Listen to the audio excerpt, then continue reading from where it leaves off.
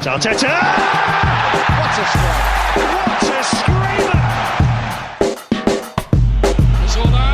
And a fantastic goal! Arsenal back in it! Here's Limpar, lines it up, finds the net. Arsenal are in front. Willian repays the faith handed to him by club and manager with beautiful goal against West Brom. This is the Arsenal Vision post-match podcast. My name is Elliot Smith. You can block me on Twitter, Yankee Gunner. A lot of people were against bringing Willian to the club in the first place. A lot of people fell out with Willian during the season. I think it is safe to say that Willian has proved those people wrong, that Willian has repaid the faith shown to him by the club and the manager, and we have something really special on our hands. No, I'm kidding. He's still a disaster, but it's kind of funny. He scored a beautiful goal, and good for him. It was fun to see. We relegated Sam Allardyce. So think about this. All the clubs, he's coached, 7 different clubs in the Premier League? I think 7 jobs he's had. No one's ever relegated him, except the gargantuan elite club that is Arsenal Football Club. And in relegating him, we moved ourselves from 9th in the Premier League up to 9th in the Premier League. So everything's roses. And now we get to play Tuchel's Chelsea on Wednesday, and Arteta can prove once and for all that he is the better manager and we're the better club. And I fully expect that to happen. And here to discuss all of that with me, plus the odds and ends that are going on around the club, I assure you we will make this entertaining for you, despite the whole season not mattering anymore thing. Paul's on Twitter, Pause My Pants. Hello, Pause. Woohoo! Clive's on Twitter, ClivePFC. Hello, Clive. Hello. Okay, some big announcements coming up. We are on the brink of announcing a live event that I am so excited for, and that I think we really have well organized, laid out, thought through, and for those of you who are able to attend it, I think it's going to be something really special and a way to sort of bring us all back together after what has been a very, very challenging year, and I think something that we all deserve. So that's going to be coming shortly. A lot of you have left reviews, so next week I'm going to pick a couple at random. We'll send you a few shirts. So if you want to leave a review at Apple or wherever you watch, Spotify, whatever, listen, Spotify, whatever, whatever review you want to leave, 5-star would be cool, but I want it to be honest, because honest feedback is always great. But either way, we'll be picking a few at random and sending some people shirts, because I have been remiss in asking for that. We really do need them. So thank you so much to those of you who've done it already, and to those of you who will do it in the future, Mom. And that's really about it. So we played Chelsea midweek. We beat West Brom at the weekend. I think it's fair to say it was kind of half a performance. We had a really exciting first half that was kind of fun, and the left side in particular was interesting. We'll talk a lot about that. And then maybe drifted a bit in the second half, let West Brom back into it a little bit. But you know what? It's all good. We're going to be doing a lot of sort of squad building discussions as we go forward. We're going to be looking at loanees. We're going to be looking at players whose contracts are getting ready to expire, the direction that the club has to go, with an eye towards the manager as well. Going to try not to make every podcast an Arteta in, Arteta out podcast, because that would just get tedious over time. And there's probably going to be a lot of that's needed anyway. So let's start first, though, with this particular game. And Clive, I think one of the things that has created a bit of a debate is how you should use for essentially dead rubber games in the Premier League. Now, look, I do know that you get a couple £1 million extra for each extra finishing spot in the league. Some people have mentioned to me on Twitter that if we finish 7th, we could be in the Europa League. I don't think that's correct. I believe the furthest down the table it goes is 6th. Do either of you guys know for sure? Because I think the FA Cup winner gets in and the 5th place winner gets in. But if the FA Cup winner is already in European competition by way of their place, then it goes down to 6th. Is that how you understand it? I'm just looking at Spurs and wondering if we can catch them, and that's the only thing that's I've been thinking about. Really. So I was looking at the table. I don't think we can catch Everton or Spurs without a. Well, and if you look at the fixtures, you're going to be even less sure of it, because I think they have. Yeah. Well, so let's put it this way. Aside from that, there is a genuine debate, I think, to be had about how to use these games, what the right way to use them is. And Clive, there was a lot of discussion. I lost the run of myself on Twitter, and by the way, all of you were obviously blocking me on Twitter, so you wouldn't know this, but I do tend to lose the run of myself on Twitter. That's my verbal diarrhea zone. This is hopefully where I rein it in a little. Somebody saying, no, you don't. Clive, how do you feel about how he should use these games and how he lined up in this game? I really did get kind of frustrated, especially about Ceballos. I mean, his red card costs you a European final potentially. I mean, the manager had a big hand in that too. And he's gone in 4 games, has no future at the club. And, some people have said, well, what do you want him to do? Shaq is not available. Party's fatigued. Aziz played it 2 days earlier in a reserve game. But also Willian, do we need to see more of him? Where's Reece Nelson been? How do you react to him putting out some players that I think we would regard as not necessarily needing to see any more of them for the rest of the season? yeah, I mean, when that team came out, and I'm not a lineup guy, but I must admit I was on the edge of blowing up, and because I just thought, new Clive, it's a whole new Clive.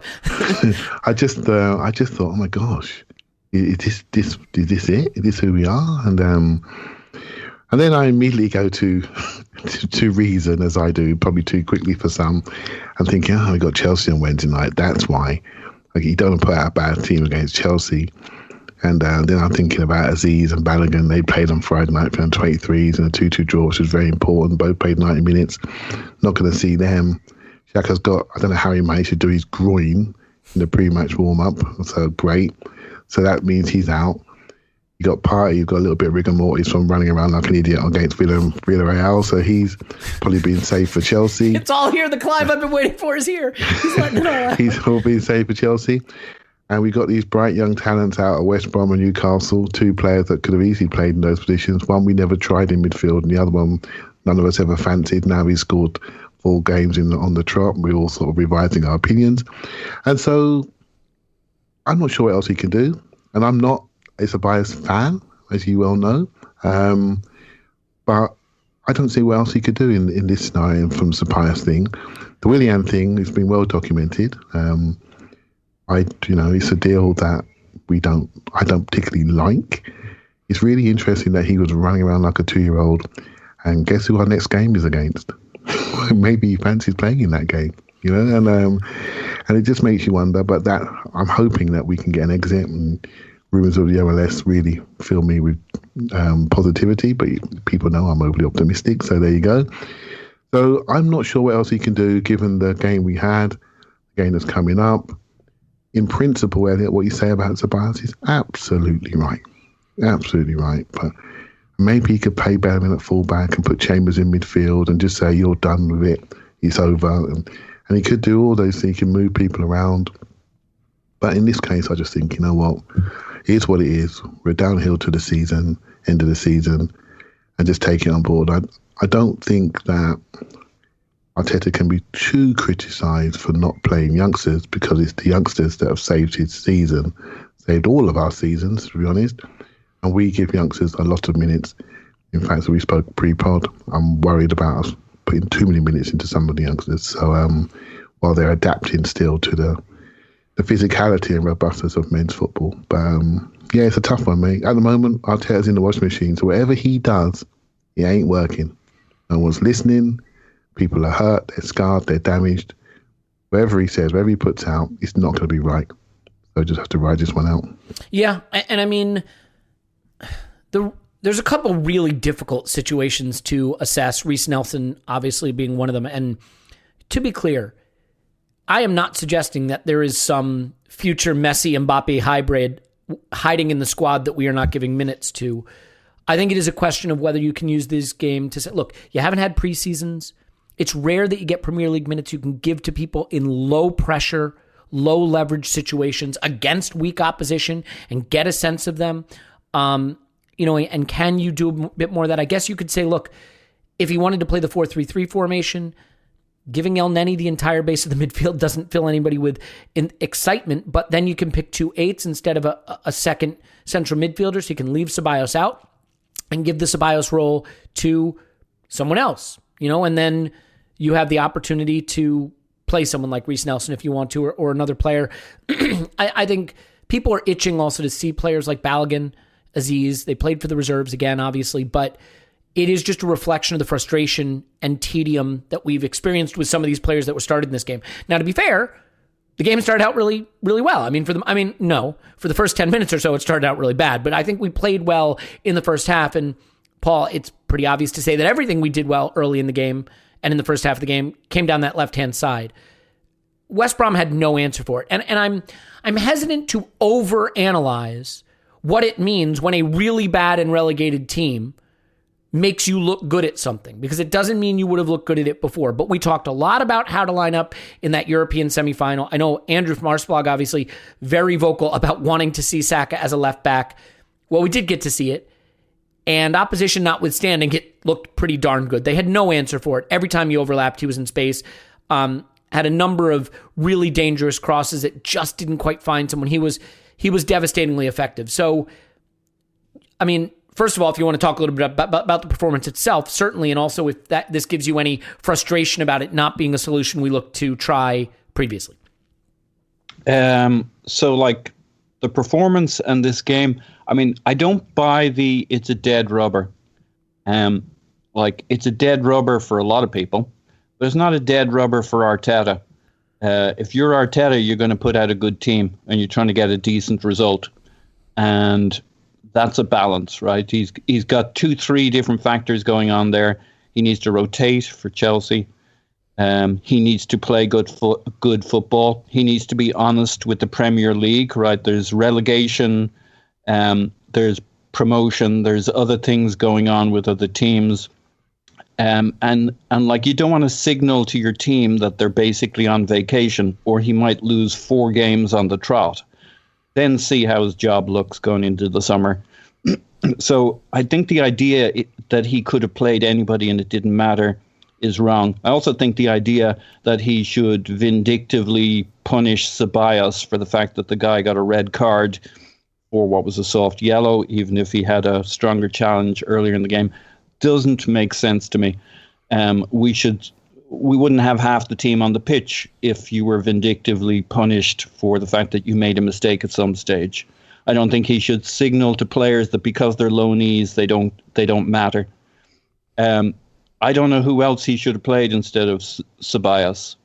In terms of the playing Willian, maybe we should just shun him. I mean, we own him for 3 years.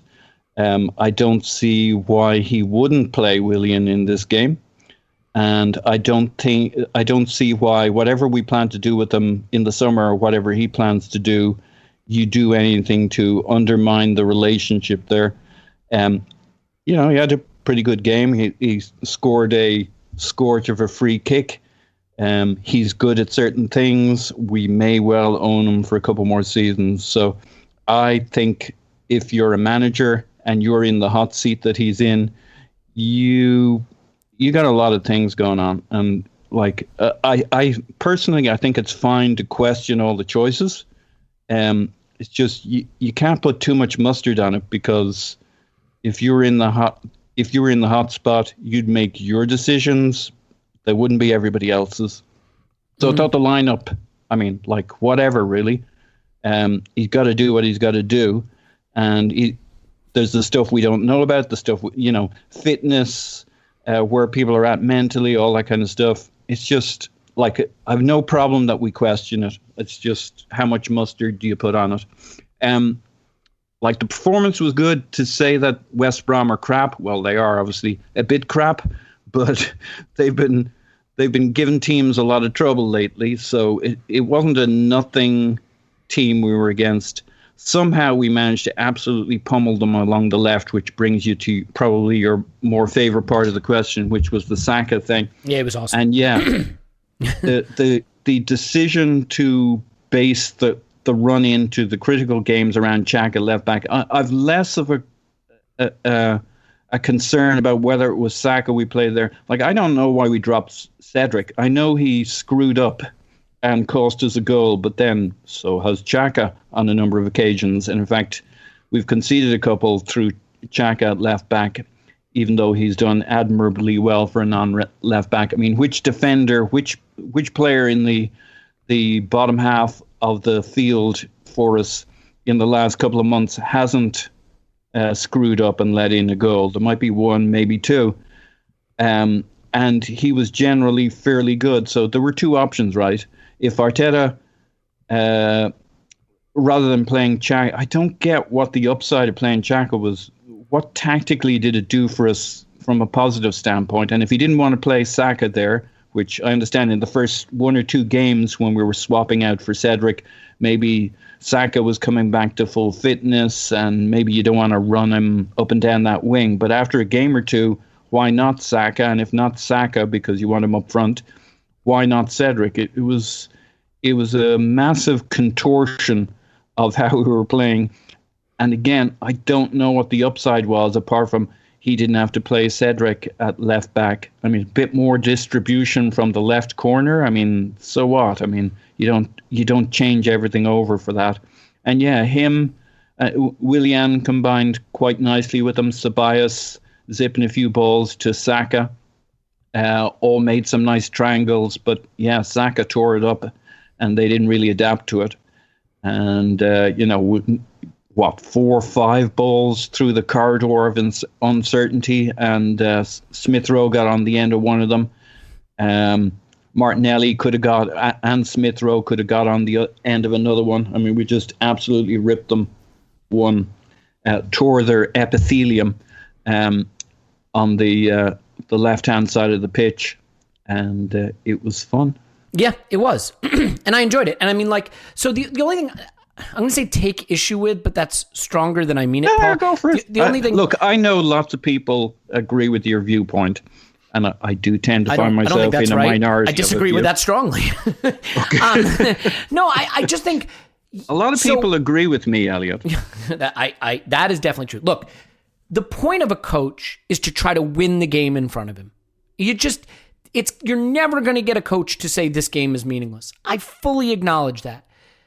The point of a manager, I think, is a little different. I think you have to think a little bit more in terms of can I use these next 4 games in a way that position me to be more competitive next season? Can I learn things for next season? Can I enhance value of some of my assets? Can I start to identify the direction we're going to go? I'm getting 4 games here in the Premier League. That's a lot of information I can learn.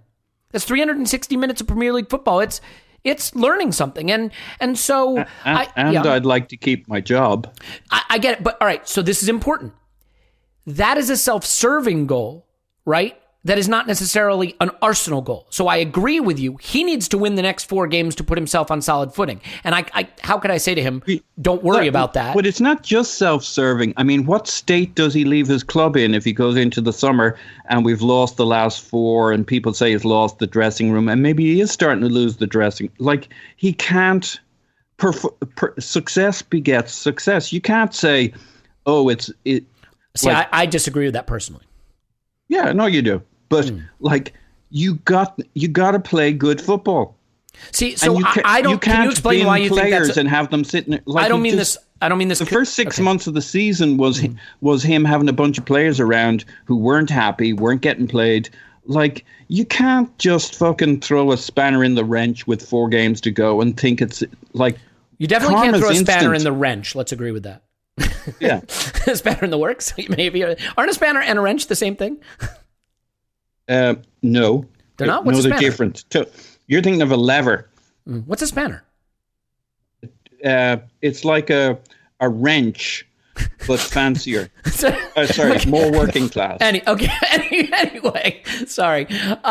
No, but Paul, what I mean is so for example, you often hear the argument, they need to play well this game, so going into the big game. Well, we played well against Newcastle going into the second leg of Villarreal, and it had no benefit. I am personally not. It's a different argument, though. Yeah, of course, it's a different argument. And again, you got to play good football. You got to at least try to. You should try to. Sure, but you can't have Danny Ceballos sitting there for the next 4 games. You can't have Willian sitting there when you haven't worked out whether he's going to be there next year. I don't want to get into a big fight. I don't want to get into a big fight, but I will say this is a manager who's had no trouble freezing some players out. So the idea that he now can't freeze out Ceballos, who's 4 games away from being done at Arsenal, and just made... I mean, he has frozen players out for smaller mistakes than Ceballos' red card. No, he hasn't. Sure he has. Who? He's frozen tons of players out. No, he hasn't. He's frozen them out for good reason, and he didn't want them back. Well, I would submit that your Arsenal career being over, having gotten a red card in a European semifinal, and you're a loanee who basically had a come-and-get-me plea to Real Betis in midweek, is a good reason to not need to use the guy the rest. I mean, look, we just aren't going to agree there, which is fine. Mm-hmm. The come-and-get-me from Real Madrid, Real Betis, he knows we're not re-signing his loan. I mean... Yeah, but the point is he's not committed to us. Why do we need to be committed to him? Just move on. It's fine. It's 4 games. Give it to someone who's got a future at the club. Elliot, we needed a midfielder. Why are you going to freeze him out? We actually needed a guy to stand there, and he's the guy. Why would you not play him? To make a point, to be vindictive? No, not to make a point. To use anyone who you could learn something about, who has a future at the club. I mean, literally any player. I don't care who it is. What is the point of playing any player in a position they don't play to learn something? No, I about don't mean them? a position they don't play. You wouldn't actually learn anything. Okay, well, Like let's move you on. could put We me don't out agree, there. and it's fine. People in the comments you could put me out there. You're not going to learn anything apart from I'm shit at football, or that I was surprised you picked me on the day. And that's learning something. And I had other things to do. How about you play Danny Ceballos because you're not a vindictive bastard? Well, Or maybe first of all, I think he may be a vindictive bastard, and I don't think that's always a bad thing. Look, we're just not going to agree. I think playing Ceballos in any of these next 4 games is criminally stupid, but we don't agree, and it's fine. Like, it's not criminally stupid. It's another choice. I think it is. Yeah, you do. I do. But almost nobody else thinks it's criminally stupid. I think we will find out in the comments. I think we are about to find out if people think that's criminally stupid, but we're massively bogging down. So let's not do that. Look, my point here, Clive, is simply that these, and by the way, I don't think it's incompatible. I agree with Paul. You should try to play good football. You should try to win. Is playing Reece Nelson over Willian committing to playing bad, losing football? No. It's using a different player who could potentially be quite good and still play good football. So, I don't think saying we should use different players is the same as saying totally throw the game. I think what I'm saying is the stakes are low enough. I realize when the stakes are at a fever pitch and everything matters like life or death, it's hard to pull the trigger on some difficult lineup choices, personnel choices. When the stakes are a little lower, and we've seen it. We've seen a lot of young players get their first appearance under Arsene Wenger, for example, very end of the season, top 4 locked up or whatever the case may be, and some players were blooded. I mean, it is what it is. I mean, I think he used Mavropanos against United once, which is a pretty big game to be fair. All right, so Clive, one of the other players that we can discuss is Martinelli, because this is a thing we got to look at. We got to look at Martinelli playing center forward, and I think he may have a future there, and I think he's an exceptionally talented player. It didn't happen for him in this game. What's your take on this? I mean, I think there's a lot of people who are reading tea leaves, quotes, and how he's being saved and how he's been used, and we've seen him through the middle a bit, that believe that Martinelli's future is a center forward. And I've been one who thinks that it can be. This is just one little data point, but on this data point, it didn't really seem to fit him comfortably. So how do you feel about that sort of experiment and another bit of data that we can put in the books on whether Martinelli at center forward is a thing for the future? Yeah, I think it's a good thing that he tried to do it in a Premier League style. And if you're saying we should learn something about players, I think that was his learning exercise on the day. I think if Xhaka's fit, then I don't think Ceballos plays. And so, yeah, Martinelli centre forward, well, he sort of said he can play both positions. And my feeling is at this age, where he is, I think the more room he's got to see things and arrive in, that you should lean into his mobility. And the fact he can go from one place to another quite quickly, and he's got a real desire to move into zones. If you stick him in a central zone, his brain says, I'm here, central pivot. I need to be available for my team when they've got the ball, and then I'm going to turn around and press when we haven't got the ball. I think from the side, what's been really encouraging about him for me has been how he receives the ball and how he keeps the ball and how he can create. I think that's really important because then he can play in that inside left slot. He can still arrive into the box because he just gets there really quickly. But his ability to receive it wide, come inside, pop it off, or put a crossing for his right foot was good. We've seen the left foot cross for the assist and goal. We've seen him do things in a creative way, which really makes me think the right footer from the left is a position which I think is key for us. It needs to be a scorer. Now, I was always thinking in Hazard type, a real creator scorer, more of a midfielder than a forward. We used Aubameyang out left for a lot. It worked until it didn't.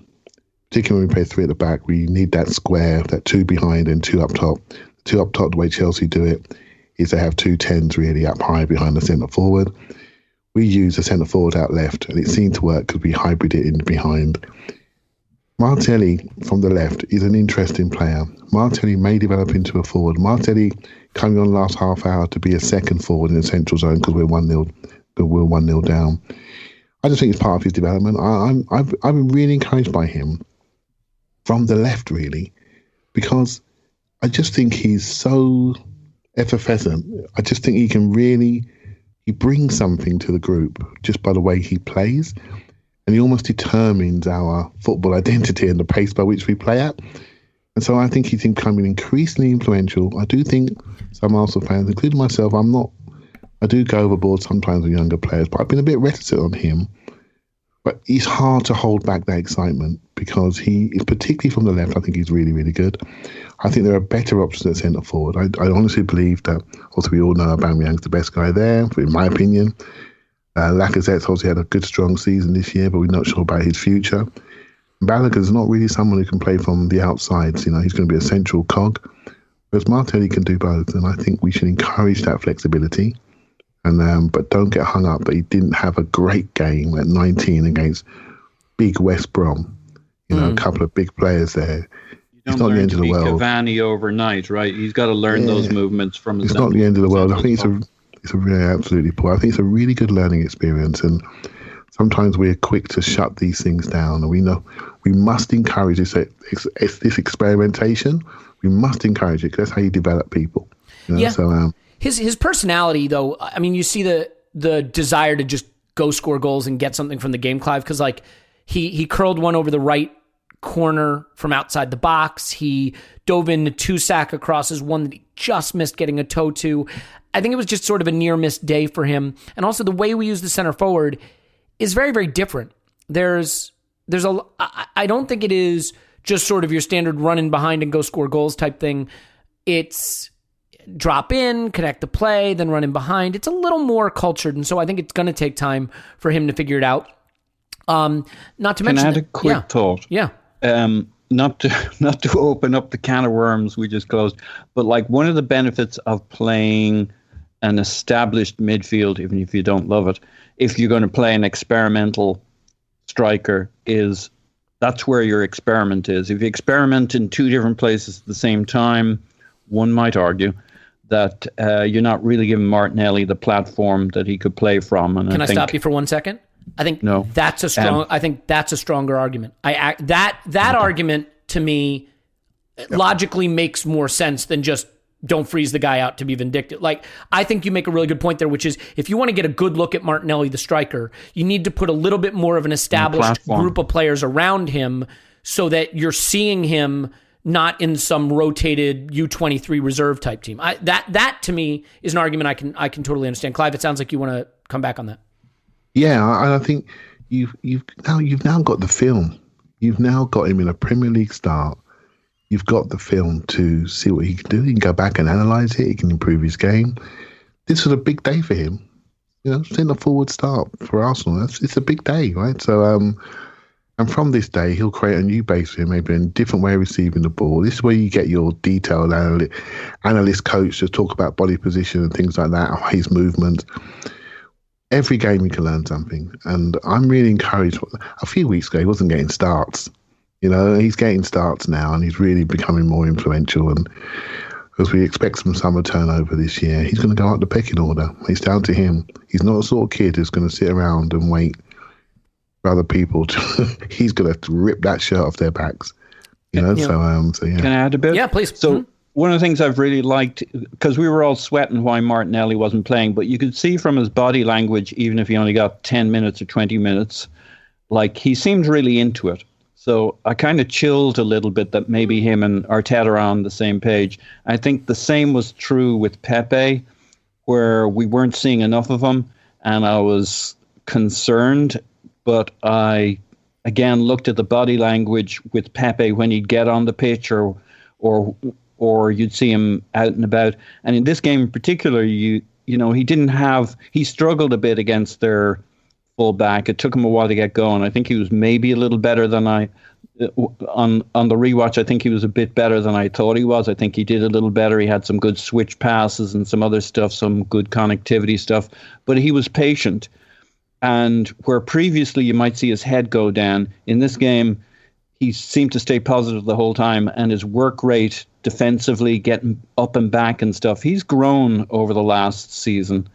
And I kind of hope, like I think him and Arteta are on the same page, and I think Martinelli and Arteta, I mean, there should be a lot of good coaching going on there, given Arteta's time with Sane and with Sterling, working with those guys to teach them their roles and their paths, because Martinelli's brilliant but raw, and we all know that, right? He's got one of his problems is that he kind of has the cheat code of speed and power and energy, which can lead him into bad habits because coming up through the leagues in Brazil, or kind of the minutes he's got for us, he's been able to do great things without necessarily always being in the right place and following the script. And the fact that he has the chance to learn how to do it right, to learn the movements, to learn the routes, to learn the positions, the interplay with other players is what you're looking for. And he seems to have stayed very positive during that. And his reward is he gets a shot up front as a striker, which will develop him. Yep. I mean, the interesting thing about Pepe is I'm not convinced he had a great game, but of course he scores a golazo. And like the thing that's hard for me, Clive, with Pepe is that always seems to be in there with him. You know what I mean? And so for a team that struggles to score goals and has struggled all season to score goals, I find myself with a little bit of the Alexis conundrum with Pepe, but not as good a player, which is he's going to do a lot of things that drive you crazy, but he has that capability to produce really extraordinary end product. Now, not at the level Alexis did. Alexis is a much better player, but Pepe has that in there. One thing that I thought was important for his goal is that Chambers makes the overlapping run to take the defender away, which when Bellerin was playing, they seemed to kind of get in each other's space, which was no good. So how do you evaluate a player like Pepe who, in terms of ball striking and finishing, things like that, like he has the sensational in there? I mean, I guess every player has it to some extent, but I feel like he's someone who can consistently produce some end product, but he has periods of the game where he just really struggles. The thing that surprises me a lot is when he's in midfield, like when he's carrying the ball forward, he has no trouble beating guys. But in the final third, he doesn't really beat guys 1v1 a lot. He gets the ball taken away from him. So did you sort of struggle to come away from this Pepe performance with any clear feeling, or are you just thrilled by the goal and you think that that's the story? No, the goal was nice. I think if I was to ask you, when do you feel more excited about him? It's probably when he's around the box, probably around that area. Because I think he's a very good first-time striker of the ball. He can also shape it from the right and left. His ability to kick a football is actually quite good. I listened to Adrian Clark say something actually, and I'm working this player out still. I think I want to get excited about him, but then when the moment comes, he doesn't always show. And Adrian Clark sort of said something I thought was very astute. He sort of said, in the lower games against lower opposition, Pepe is absolutely brilliant. He hasn't managed to impact the higher level games yet. I'm not sure if that's statistically true, and you may know Elliot better than me. I thought that's a good way of judging. Maybe you just got to, again, back to knowing your players. Against some of the lower teams, he has done well. He's done really well in Europa League. He's been really influential, and he's building, a CV at Arsenal finally. Let's forget the cost, right? We know what happened. We know the story. We know it's 30 million over the top, but it is what it is, right? And I don't like the way that Willian squashed his minutes. That's on my mind a lot lately. But if you look at his numbers, they've been okay for the time he's had on the pitch. They've been quite good. I think, the best front three statistically is probably him, Saka and Aubameyang. Probably, not so sure with Aubameyang this season, but I'm fine with him. I just don't think he's as devastating maybe as we all hope he can be, because he shows such flickers of talent. And when you stick that in the top corner like he did, and then next minute you kick a ball out or don't trap it, or that disparity is just too big for some people to deal with, and they just say, nah, not for me. Personally, I think he's improving. If an offer came in, I always ask myself this question: if an offer came in for 40 million, what would I do? I'm not so sure. Maybe it's a question for you, Elliot, but what would I do? And that really is a defining moment to say how much we really like him. We're 2 years now into the plan with him. He was just coming to fruition end of last season. It's been a unique time. No one in the grounds, no crowds. We're judging him based on not normal circumstances. 3 new managers or 2 new managers? I'm not too sure. No, 3.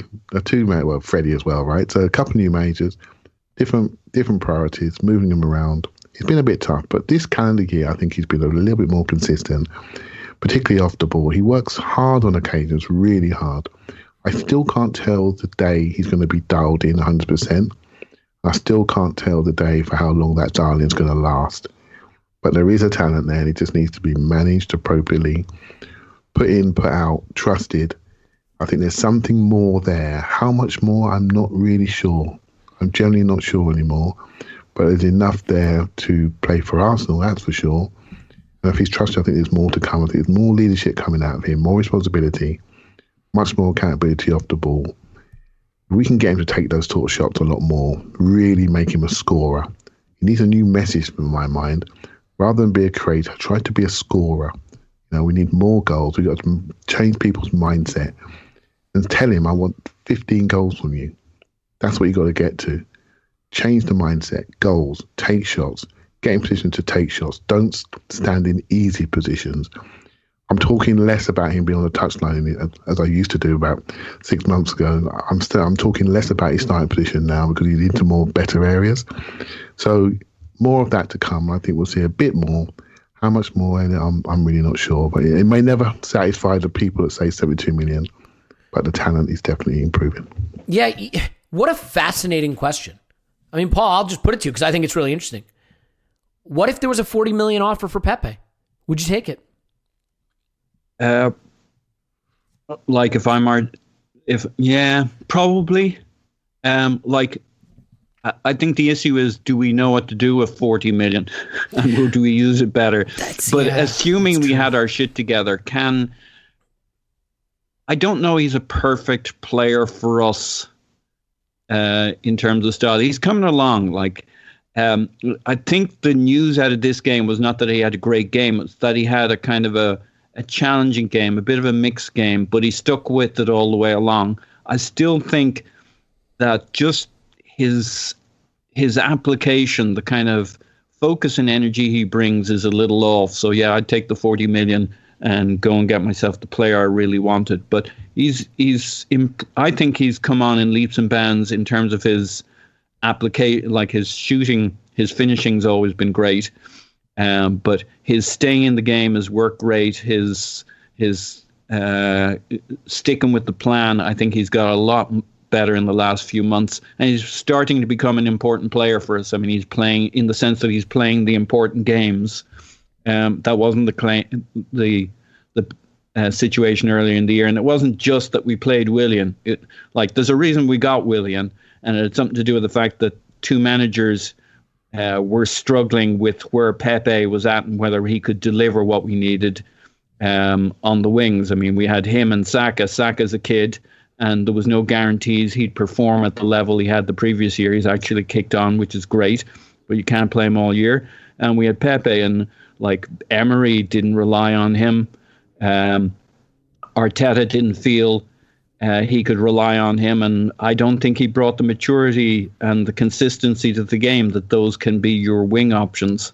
So there was a reason he wasn't starting every game at the start of the season, but I think he's come on a long way in 6 months in terms of his application, his consistency. He's still not there yet, but he's a different player to the guy who was playing in October when the season started. I think you'd have to sell him for 40 million. I hate to say it. I think you do, because I'm not sure I see a scenario where he's going to be worth more than that. And I don't think his output has proved to be enough to make up for the shortcomings in his game technically and in terms of consistency. And I think you could commit to Saka being your right winger. I mean, he's 19. He's already amazing. He's the starter on that side. I think you could then find more opportunities to play Martinelli on the left and work him in more consistently. I think you still have Aubameyang, obviously. You have Balogun coming through. I think that leaves you a little short across the front line. I mean, Willian's still there, so that solves a lot of problems, obviously. LOL. But I think with that 40 million, can you address the 10 permanently? Can you use Smith Rowe as one of those wide forwards on occasion when you need to? Can you address central midfield, with that and some of the additional money? I think those are all fair questions.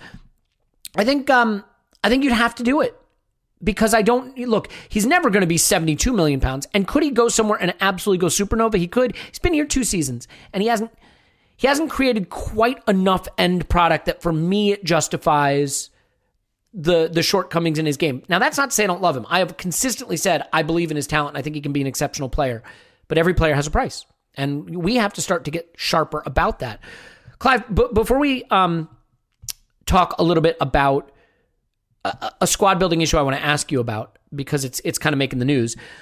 With respect to this game, I think the Saka thing is so interesting to me because I don't think he's going to be our left back for the future. I don't think we want him to be our left back. He's the kind of player you can plug him in anywhere, and he can look pretty good. But, I mean, do you have a frustration watching this game and seeing how it sort of revitalized him to some extent? Because I think he was sort of going through it a bit.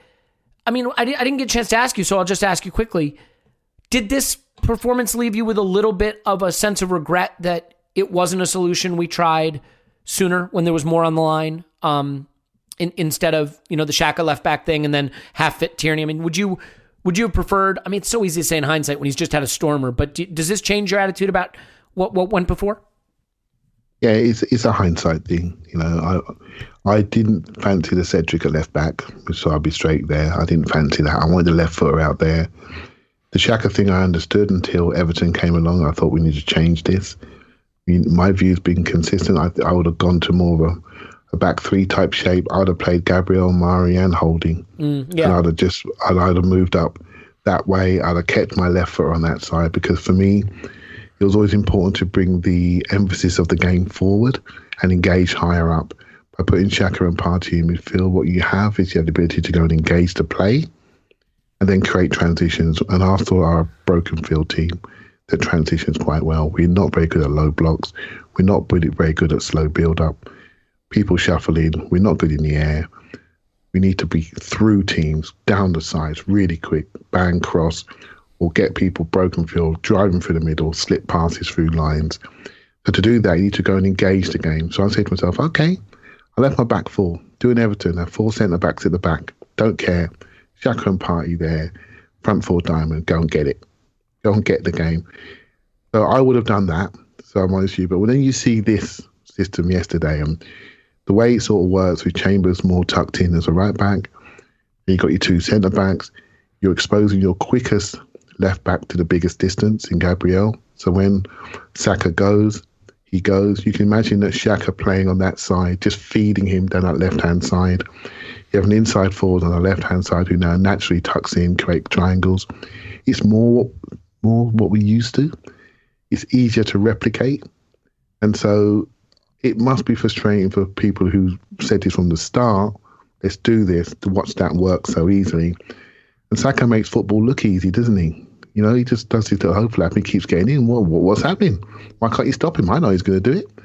You can't stop him. He's just so quick, so sharp. He's just so clever how he moves. He reads the player on the ball. He knows when to go. He drives. He commits to his runs. Did this yesterday when he arrives calmly. He's got a lovely flat-footed cross. He strikes a ball. The ball's got messages on it. I mean, what's not to like? He lost a little bit of form on the right. You did spot this, Elliot, and he's been crowded a little bit on the right. He's forced to play a little bit deeper. We weren't progressing on the right. Is it fair to say our right side's been a bit of a challenge generally versus the left for whoever's been out there, because the fullback situation's been so varied and that side's just not as strong generally? It is, and so we lost Louise and the right back situation. Mm-hmm. Yeah, we lost Louise, and he just dropped it over the top, and Saka ran straight onto it. And now he can't do his first phase run. The sort of thing that Bellerin did in one of the games, first phase run. I think it's against, I can't remember now, but he first phase run cross goal against Newcastle. That sort of David Luiz pass, that sort of what it does, it makes Saka think, I can only do one thing. I've got to come short. They know he's going to come short because no one else can kick it down that right-hand side. And they smash him from behind. So he's lost the variation of service. And so he has to then come short. And so he's now becoming almost like Pepe was at the start of the year, receiving it in crowd scenes, dropping it off. You know what I mean? We immediately freed him up on the left-hand side. He can see everything in front of him. On his left foot, first-time crosses, it looks so simple. So the right side is a problem. You know my thought. I've been talking about the right-back situation for a long time. The right centre-half situation needs to be resolved. As soon as we get that, we can judge people who are playing on that right wing. I mean, Saka had a bad game against Villarreal, and I don't want to critique it's hard to build relationships sometimes with Bellerin, particularly when there's no service going from behind. Rob Holding's service into Bellerin was shocking. Bellerin had to make the most of it. He's then giving bad service to Saka. He's having to make the most of it. Odegaard's invisible, so that little triangle's now disappeared. Bang, we lose the right-hand side. No ball progression. It's always cause and effect. Our superstar, we criticise Saka, but he's our superstar, let's be honest. He flips over and life is good again. So it's a challenge, but we've got a rebuild to do, haven't we? And it really does. That right-sided defence and how we pair up in centre mid will ignite the talent that we have in the top end of the pitch, but we must create that base before we see that.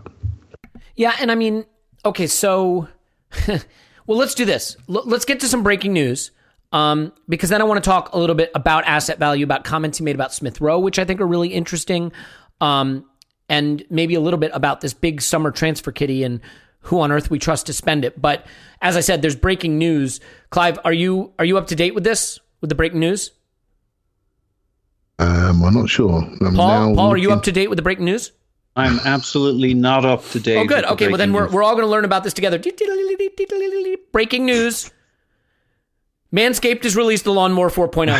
Oh, That's my right. goodness. The Lawnmower 4.0. You heard me right. I did not stutter. It is the Lawnmower 4.0, available for purchase. Join the 2 million men worldwide who trust Manscaped. To be fair, in the copy they gave me, they said that I should say this is your pubic service announcement, which I'm most certainly not going to say. I would not say this is your pubic service announcement. It's ridiculous. Oh, God, I've said it twice. I'm one of the first people who got to try it, by the way. It's awesome. Oh my God, it's great. So first of all, if you travel at all and travel is coming back, it's got a lock button. I know this sounds dumb, but it's a push button. It's this beautiful, smooth design thing. But if you don't have a lock, it can be in your little travel bag. And if it gets pressed, it can start buzzing and manscaping the inside of your bag. You don't want that. It's got a lock. Travel Lock's got a 4,000K LED spotlight on it. Turn it on and off to see what you're doing. You want to see that area. It's pretty. Look at it. Be proud of it. Come on. Why not? It's got 4 different sizes of guards. That's new. It's got a great gloss finish. It still has the ceramic blades, the skin-safe technology, the long battery life. But this battery now, it used to have a little plug thing that had to go in the stand. Now it's just an induction wireless charging system, so it protects the battery life longer. This thing is, I don't like calling a shaver stunningly beautiful, but it is stunningly beautiful. So I have to. You got to get it. It is the Lawnmower 4.0. If you've been waiting, and I understand why you are, now's the time. It's just the time. We're getting closer and closer to that live event where we're going to drop our pants and compare Manscaped. We're not going to do that. I'm going to stop saying it because people are going to do it. We're not doing that. But go to manscaped.com, promo code ArsenalVision, manscaped.com, promo code ArsenalVision, ArsenalVision, manscaped.com. I speak too fast. Get 20% off free shipping, 20% off and worldwide free shipping with the code ArsenalVision at manscaped.com. They have one last line on this copy that I could read, and I'm not going to read the last line. I'm fine saying pubic service announcement. I draw the line at this last line. I'm not going to read it. If you want to get in the comments in the mention somewhere and ask me what the last line was in this copy, I will tell you it can't be said. It literally can't be said. But the Lawnmower 4.0 is awesome and you should own it. Arsenal Vision is the promo code. Manscaped.com, 20% off free shipping. Clive, is that enough? I don't know why I fall for your tricks. I was literally searching News Now Arsenal for the breaking news. Mission accomplished. I should know better. Clive. I should know better. Clive, Lawnmower 4.0. That's big breaking news, my friend. Okay. So, Paul, let me start with you. The Smith Rowe thing. So after Thursday, he made some comments that kind of obliquely, I think, suggest he was frustrated with Smith Rowe missing the chipped opportunity. And he made some interesting comments after this game. He says so I want to be careful because I think the way this was done is really interesting. The way the quote, reading quotes and seeing them, seeing the actual physical gestures, whatever you want to say, facial reaction is very different. But he makes the point, he's asked, Smith Rowe got his first Premier League goal. Are you excited? And he says, that's part of the reason why we are where we are, essentially, because it's his first goal. And that an elite number 10 at Arsenal should have 15 goals and 10 assists. Now, what I would say is, mate, you've been watching Kevin De Bruyne too much. We have not had a 10 have 15 goals and 10 assists. That's not a thing that's particularly common. But to be fair, he's right that you'd love to get that from that position. But he says, that the reason he scored his first goal is kind of where we are, we need 15 and 10 from him. And he says, and he has the talent, but he hasn't done it. I think a lot of people are reading it very differently. Some people are like, he's basically backing him, saying he's got the talent, he can do it, we need to be patient, he'll get there. Some people are saying he's basically saying that I've had to use an inexperienced 10 who doesn't have the goals and assists as part of why I haven't been able to achieve what I want. I'm curious if you feel that, combined with the frustration about the miss, qualifies as having thrown Smith Rowe under the bus, or do you take a more charitable interpretation of the comments? So at the time, I took a less charitable view of it. And like in our instant reaction, my stock down was Arteta's current press conferences and interviews. Like he's generally pretty good at this communication stuff. And understandably, he's under a lot of pressure at the moment, and he looks like a cornered rat was the expression I threw out. He's looking way too defensive. And the problem when you're looking that defensive and talking about players or your squad is it's a very thin line. And when you look defensive, people take the more negative aspect of it. And I think he needs to protect Smith Rowe in his comments from interpretation, right? Because you can read it either way, and he shouldn't be hanging that out there. I think in general, he's going into these last few interviews with on his mind the fact that he doesn't have the squad he needs to have, and that he isn't being given the level of squad he needs. And he's trying to find ways of saying it. But once you drop in a player, like a name of somebody like Smith Rowe, who's a kid, does anybody think he's underperformed in any department this year? Getting an incoming call there. I love the ringtone though. Is that like a samba dance or a? No, it's the theme from from Archer. Oh, even better. Yeah, that's why you love it. Mm-hmm. Yeah, it's good. So he shouldn't have scored more goals. He shouldn't have created more. There's nothing Emile Smith Rowe should have done more of this year. He has overperformed for anybody of any age, really, short of being Kevin De Bruyne. So he's just, you drop Willian into the conversation, that's one thing. You drop in one of the kids, you got to be super careful how you phrase it. So I don't know that he really was trying to hang him out to dry, but you can't be defensive, be talking about the failings, implicitly the failings of your squad, even if you're couching it with, we must be patient, which he threw in at some stage. No, you don't have to be patient with Smith Rowe. There's nothing to be patient about. He's giving us everything we want and more. He has a valid point that the squad needs depth, and we shouldn't have had to rely on Smith Rowe and Saka. They should be fighting for play. I mean, we're delighted with how it's come along. We wouldn't want to see Saka getting less minutes, but he could probably do with a few less minutes. He could probably do with players to learn from, which was the idea with Willian. There is a point to be made, but I understand why he's looking defensive, but don't. And if you are feeling defensive and on the ropes, be careful which names you include in your conversations.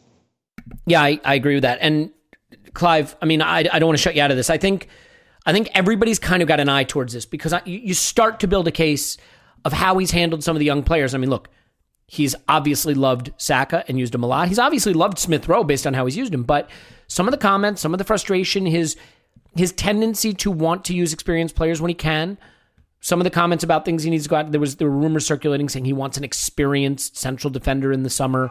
I think, the way Nelson has fallen out of favor and to the point of not being a thing that exists, that we're convinced exists. Eddie Nketiah, what's happened there? Driving away some other young players. I think there's a bit of a case starting to be built, and that case may be more ad hoc and coincidental than it is accurate. But do you get a sense that these are pointed comments that Arteta's sort of saying, I needed more experience in that position? Yeah, I thought it was clumsy. The wording was clumsy, but I think he did say he has been phenomenal. That's were his words. He's been phenomenal. the reporter asked him, he scored his first Premier League goal, how do you feel about that? And it's like, he's been phenomenal, but the fact he's our second number 10 and he scores his first goal, that sort of tells you where we are. That's exactly what he said, yeah. Mm-hmm. Yeah. So he said he's phenomenal. That's not a critique of Smith Rowe. That's just where we are in our cycle. That's him saying, by the way, guys, I'm in a bit of a project here. Give me a bit, I need more time. That's where we are. The difference is he hasn't done it yet. The difference was with Willian that he has done it and he's not doing it. Do you see what I mean? I think it's more critique of Willian, if anything. When Willian put that ball in the top corner, I didn't see too many smiles coming from Arteta. It sort of flashed to him and he was sitting there thinking, cheers, mate. Do you know what I mean? Literally, beautiful free kick. Right on time. right on time, Willie. I put my reputation on the line for you and you turn up in May. Thanks a lot. Do you know what I mean? Mm-hmm. So he's going through a number of things right now around his decision making, decisions that work for him, decisions that haven't. And I will go back to Boxing Day. When I saw Smith Rowe in that team selection, I was shocked. I was absolutely shocked. And I don't think many of us selected him that day. I was angry. I was worse than shocked. Yeah. I was angry because I'm an idiot. And when he came out there and they produced that performance, we were all spelled. We were like, oh my goodness, where's that come Stunned. from? Yep. You know, and then it got me thinking, well, actually, was he really unlucky that Smith Rowe was out for 3 months with a shoulder injury? Was that his intention to play him a lot more? We would talk about creativity, the lack of creativity, playing 2 strikers up top, in the back 3, no one in the hole. We had 3 months talking about that. The moment this guy could put one step in front of the other, he's in the team against Chelsea. I'm thinking, you're mad, what are you doing? And bang, it all turned around from there for 3 months on until Tierney broke down, right? So I think he's a huge fan of this player, always speaks highly of him. At the moment, it's washing machine time. Anything he says at the moment is going to be critiqued. Just got to win football matches, mate. Got to make good decisions, win football matches, and people will listen to you. The moment you don't, every word's going to get pulled apart. Every decision's going to get pulled apart. This is what we do. Yeah. It's as simple as that. And, I mean, look, I think Smith Rowe's ceiling, his upside, is as high as you want to talk about, as long as he can stay fit. I mean, He's a little bit older than Saka, but in terms of his experience in the squad, he's far behind him. I mean, when you actually look at how many Premier League starts the guy's made, it's stunning how little he's played and how good he is and how influential he is. I think he's going to be sensational. I think it's a bit interesting. Do we know if Odegaard was fit for this game by any chance? Was there any word on that? He was on the bench. He was on the bench, yeah. And I don't think he's been fit since that international break. And yeah, because my only reason for raising it is, I mean, that has not worked out at all. And I mean, I realize he's had a bit of an injury and he played on Thursday, but like, you would think if there's any decision to be made about this player coming up and how much we want to spend on him, you'd want to get as many last looks at him as possible to really decide where we are on that front. Maybe that ship has sailed. I don't know. And that could be, I could be playing 3D chess there and overthinking. What would you do? Would you take him? Well, so here, I mean, we're going to have a pod about who we'd take, but what I would say is this, like, I think this is where Arteta not necessarily having a number one first choice system is hard for me, because I think if we're going to play the 4-3-3 and we're going to have a couple of 8s, I'd go after someone like Buendia, I'd go after someone like Aouar, and I'd play them alongside a Smith Rowe. I don't know that Odegaard is as right for that system, but if we're going to play a 4-2-3-1 and that middle position is more of a free 10, for lack of a better way to phrase these things, I think Odegaard can still develop into an excellent player there. I think as high as we were on him early, we may have been too high, but as low as some people are on him now, we're too low. So, well, let's move into this discussion, because I think this is the issue. Paul, we're going to have to figure out how to operate this summer to try to build this squad to something that doesn't finish 9th. There are a lot of people that think this is all on the manager, and there are a lot of people that think the squad is finishing roughly where it belongs, and it's a dead squad. I think, as usual, the truth is somewhere between the two. Since Boxing Day, we've been roughly the 4th best team in the league, which suggests the squad is good enough to be 4th over a season, in my view. So, in one respect, that's no excuse for Arteta, because he's clearly piloted us to the 4th best results since Boxing Day, and what went before that was not really justifiable, but also that'll teach him. Well, yeah, that'll teach him to right. But to be fair, that'll teach him to improve results and take the pressure back on himself. But to be fair, he didn't have Odegaard, he didn't have Smith Rowe. I guess what I'm saying is, I think we all kind of agree where the needs are. We need a permanent solution at 10 or 8, depending on the system. We need another central midfielder. He's talked about wanting a center back, which, please, God, someone tell him he can't have a center back. But, like, who do you trust to spend the money this summer? He was asked, will you have a sizable amount of money to spend this summer? And he kind of nodded, which I was shocked at. I mean, who knows what sizable means? But, you know, maybe the Kroenkes understand they're on unstable footing in terms of the fan base, to say it as judiciously as possible. And they need to fix this. We can't afford to be without Europe for many more seasons. But how and who do you trust to take a big transfer budget this summer and not wind up getting it wrong? Because, you know, giving us £100 million to spend on more Williams won't help. So where do you stand on this potentially big budget, and who should have the right to spend it? We don't even really know what system we're trying to build towards yet. Yeah, so I think the Kroenkes need to and will put money in because they want to stay in the European spots. And they want to be able to hang with the Glazers when the moves come. And you can't do that if you're stuck down in the 8th or 9th or 7th. They need to become a European force and to get back into that. So there will be money there, is my theory. Otherwise, you know, they bought one club and they'll end up with a totally different club. And that's not what they want. So what was the question? I mean, because the problem is, right, like, Edu. None of us are sure if we trust Edu. None of us know what Vinay does. We're not sure if we totally trust Arteta, and we don't know what footballing system we're building towards. So how do you allocate the resources? Sure. Edu has to step up, and my hope is that he will step up. I mean, we've kind of have him down as being Arteta's lapdog, but that may be something of a relic of the transition from being under Raul last year, who then gets the boot, gets fired, so you don't want to be too closely. If you think of the interviews last summer, it was Arteta who was in the strong position with the supporters. He just won the FA Cup. Things were on the up. We were improving. So you sit Edu beside him and you say, hey, these guys work really close together, in brackets. That's why we didn't fire Edu when we fired Raul. And so they kind of beefed up Edu's profile with Arteta, leaning on Arteta. Ironically, you know, I wouldn't say Edu's stock is particularly high right now, but Arteta's even lower right now. So there's an opportunity for Edu either way, and the need for him to establish his own identity. Like, this guy was an invincible. He was a force as a director of football in Brazilian football. He was a force for their national team. He has his own ego. Either he's crap, in which case we're in trouble either way, or he's actually a reasonably intelligent guy with good sources, a good approach, a good philosophy, and it's not going to be Arteta's.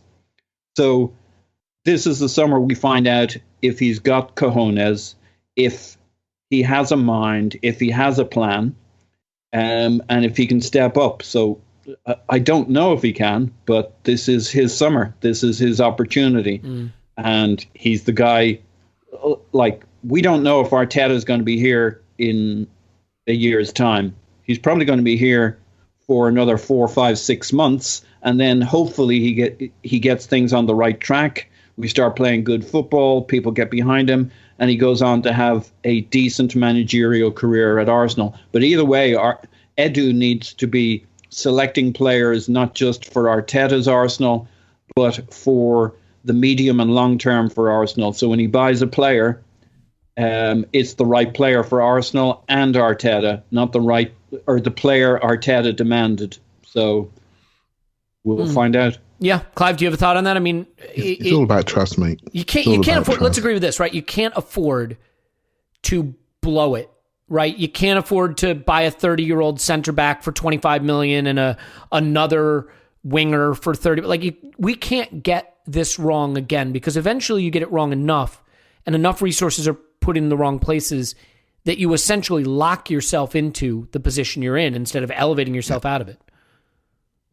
It's all about trust of the individuals in the club, and let's be honest, we don't trust them. You know, we don't fully trust them. Some people trust them more than others. We got a young exec, we got a young coaching team, and they're about to embark on the biggest transfer window I can remember. And it's going to happen because contract lengths are telling us it's going to happen, right? So we got lots of people coming to 1 year. people on loan, lots of rumours about people going. For once, I always say it's going to be a big summer, but for once I think it is going to be a big summer. So it has to be that way. And we're asking people that we don't fully trust to make all the right football decisions. We can only base that on recent history, and recent history has been quite 50-50, probably worse than that. But in Edu's reign and Arteta's reign, it's probably been 50-50. For a Gabriel, there's a Cedric. Do you know what I mean? And so some people don't like Gabriel, but I personally do. So I didn't love him when he was running backwards, backtracking for their goal. I do like him. But aren't you supposed to drop off? I don't know. Beats me. I'm not a center back. I just didn't love it. I have the same problem. No idea.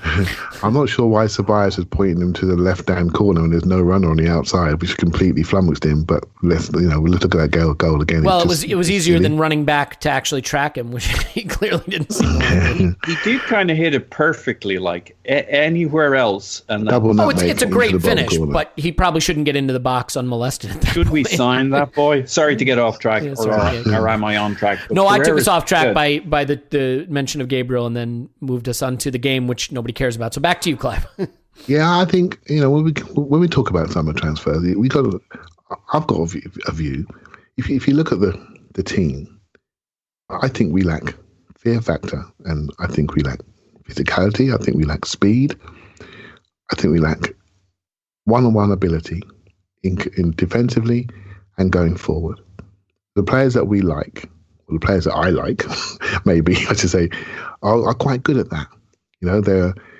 They're intelligent. Someone like Smith Rowe, Saka, one-on-one, really good. Pepe, one-on-one, not bad. People that want to control their area, do their jobs.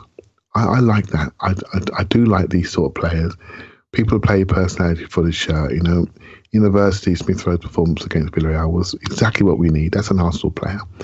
So we need to add the things that are missing. And I don't think we're stable enough as a team. I think we're too easily run. And I don't think we're devastating enough as an attacking force.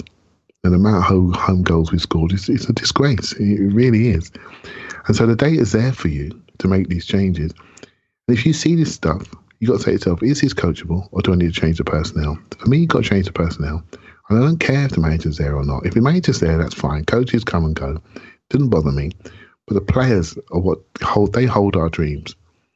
And they really do. And when you look at all these statistics and they come up on Sky, it says like most crosses, most defence, most tackles. There's no Arsenal players anywhere near it. We've got middle of the road statistics, middle of the road players.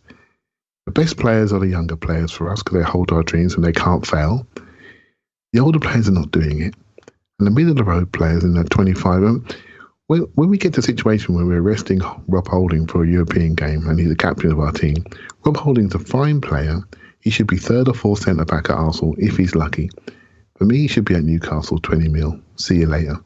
The fact he's wearing the captain's armband tells you that the standard has fallen for me. Right? Doesn't mean he's a bad player or anything like that. I think he's fine. But that shouldn't be where we're at. Not with our resources, not with our wage bill, not with what we do. So we've made multiple bad decisions and we need to get it right. We cleared out in January, cleared out the unsaleables and paid them off with a Bank of England loan. Now we've got people who we can sell and we need to do it. And I don't care who it is. We just need to do it and recycle and renew. And that's what we need to do to lift our ability to compete, to lift our floor up. With too much inconsistency. Now, some of this is down to the coach as well. He needs to settle down. So, Elliot, you keep talking about a system. I'm not sure. I'm generally not sure what his system is. Is it a 4-3-3 as everyone thinks it is? When we do that 4-3-3, we're not doing it with 2 8s. We're doing it with 2 10s. And that was what was exposed to us last week. We played 2 10s high. We had nothing in midfield. It's not 2 8s. It isn't 2 8s. But you can say Partey's an 8. Someone like Basuma's a 6.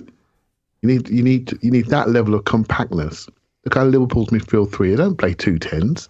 If we went for Basuma, would that suggest to you that 4-2-3-1 is the way forward, or do you think that it could be 4-3-3 with Partey being a little more advanced? Imagine a midfield 3. Just for argument's sake, right?